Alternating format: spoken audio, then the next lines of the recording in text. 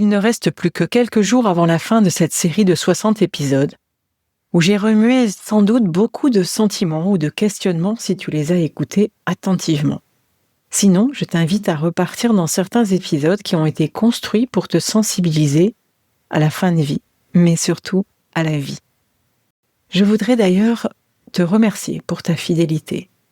Mais avant de se quitter bientôt, je souhaiterais que tu écoutes attentivement ce qui vient juste ici, dans cette phrase.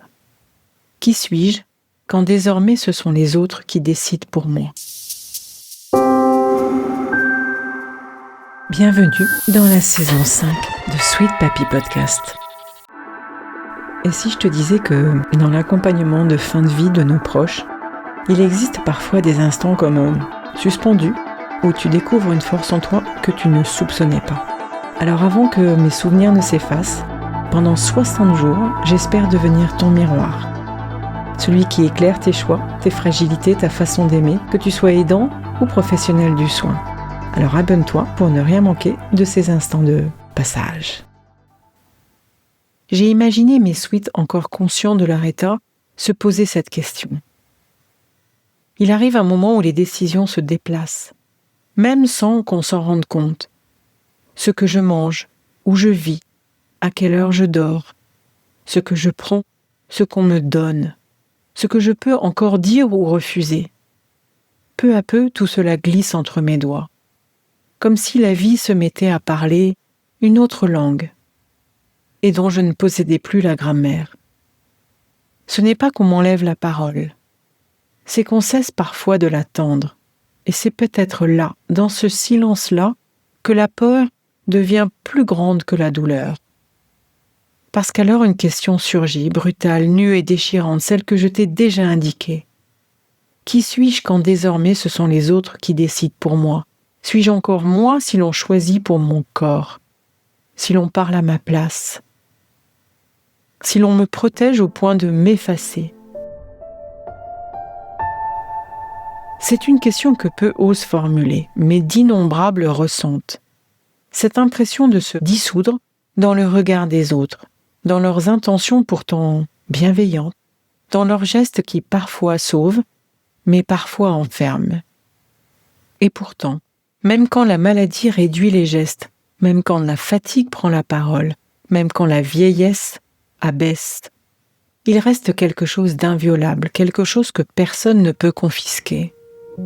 La dignité, ma dignité, la liberté, ma liberté intérieure, mon droit à être reconnu comme un sujet et non comme un objet de soin.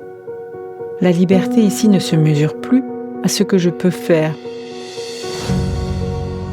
mais à ce que je peux encore ressentir, dire ou vouloir.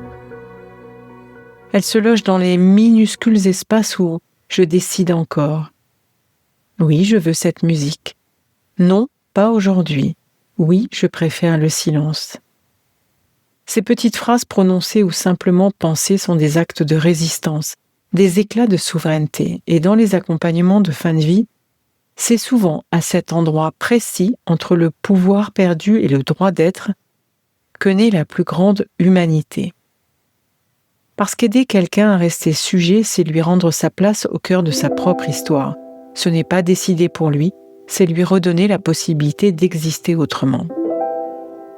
Alors, je ne sais pas si tu connais la loi Leonetti, votée en 2005, puis la loi Claeys-Leonetti en 2016, qui ont justement été créées pour protéger cette liberté. Elles rappellent des droits fondamentaux. Aucun acte médical ne peut être imposé sans consentement. Même en fin de vie, le patient garde la main sur ce qui le concerne. C'est également la fin de l'obstination déraisonnable. Quand les traitements deviennent inutiles, tu sais, carrément disproportionnés, ou ne font que prolonger artificiellement la vie, ils peuvent être suspendus. Ce n'est pas laisser mourir, c'est laisser vivre jusqu'au bout dans le respect du sens. Et puis ces lois, elles ont introduit les directives anticipées dont j'ai déjà parlé dans d'autres épisodes. Toute personne peut écrire à l'avance ce qu'elle souhaite ou refuse pour sa fin de vie au cas où elle ne pourrait plus s'exprimer. Et puis il existe également la personne de confiance.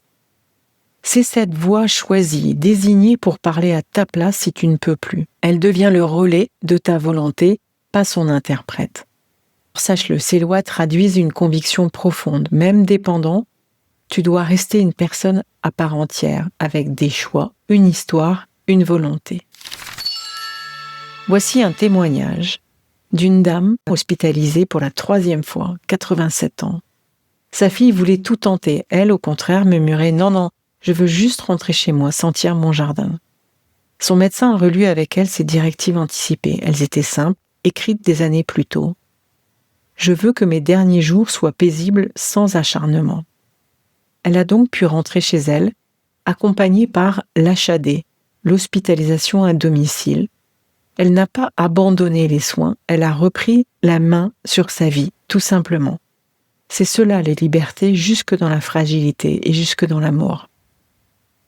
Beaucoup pensent que laisser décider les autres, c'est être protégé, mais parfois, c'est aussi disparaître symboliquement. L'autonomie ne veut pas dire tout faire seul. Elle veut dire pouvoir être entendu même quand on ne peut plus parler. J'espère que cet épisode te permettra d'entendre ou de comprendre tes droits à décider pour toi-même, à anticiper sans dramatiser et à trouver ta voie même quand la maladie te la prend. Dis-moi si cet épisode t'a inspiré. Qui suis-je quand les autres décident pour moi ? Contacte-moi pour qu'on en discute et que je t'aide à travers Sweet Heal à préparer aussi ces moments avec ta famille, avec toi-même ou ton proche. Un dernier mot. Même si ma voix tremble, même si mon corps faiblit, j'ai encore une pensée, un choix, une lumière. Et si la vie m'amène à lâcher les rênes, alors j'espère qu'autour de moi, on saura m'écouter, vraiment, et me laisser rester sujet jusqu'au bout. Voilà, c'était l'épisode du jour. À demain. Si cet épisode t'a touché, inspiré ou donné des pistes pour mieux appréhender les imprévus de la vie, je t'invite à aller plus loin. N'hésite pas à t'abonner à Sweet Papy Podcast pour ne manquer aucun des prochains épisodes, remplis bien évidemment de bienveillance et d'histoires inspirantes. Et puis partage s'il te plaît cet épisode avec quelqu'un qui pourrait en tirer des enseignements précieux. Et surtout, si tu souhaites discuter de ton propre parcours d'aidant, échanger ou découvrir des ressources pour t'accompagner, n'hésite pas à réserver un appel découverte avec moi via le lien qu'il y a dans le descriptif de l'épisode. Sache que ton histoire, ton expérience et tes questions méritent d'être entendues. À très bientôt et prends soin de toi.